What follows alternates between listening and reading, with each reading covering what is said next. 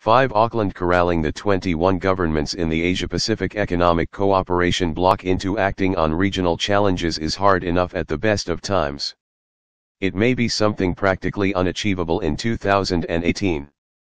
Already strained by U.S. President Donald Trump's retrenchment from regional economic affairs, APEC has turned over the task of running its 180 annual meetings of ministers and other officials to Papua New Guinea, its poorest member, during the summit which will run November 12 to 18. It is fair to say that 2018 is the riskiest year in the decade for the region, said Yves Tiberghien, a political science professor who specializes in global economic governance at the University of British Columbia in Canada, citing issues such as North Korea's nuclear tests and U.S. China trade tensions. When the going is rough, you should have an experienced and very well-resourced driver. Port Moresby, PNG's capital, isn't that. While it is rich compared with the rest of the country, it's still poor in resources and also one of the world's most dangerous cities. Murder, sorcery-linked assaults, rape, and robbery are common.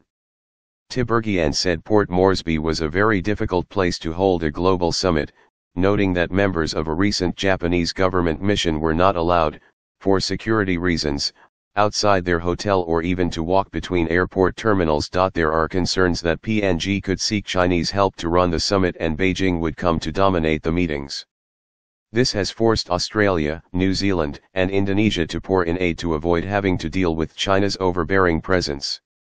PNG was appointed to lead the APEC summit in 2013, a year into the government of Prime Minister Peter O'Neill and ahead of an expected mineral boom. Instead, the economy tanked as commodity prices fell globally, pushing the government to the brink of bankruptcy. The government said in its 2018 budget that it estimated the deficit would reach 2 billion Papua New Guinea kina, $600 million, or 2.5% of gross domestic product, but critics say it's more likely to hit 5.8%. Australia has provided $100 million Australian dollars, $76 million, in aid for the 2018 summit, in addition to development aid worth $497 million. Justice Minister Michael Keenan told Australian Broadcasting Corp that Canberra had been advised that China would provide if Australia did not. Obviously, that's a possibility. He added, "We are their closest security partner and I consider that is going to continue into the future." Despite Canberra's explicit support, PNG still played the China card. On July 7, O'Neill said that Chinese President Xi Jinping was the first leader to agree to attend the summit. "We value their continued support and investment in the country," O'Neill said, adding that PNG was part of China's Belt and Road Initiative.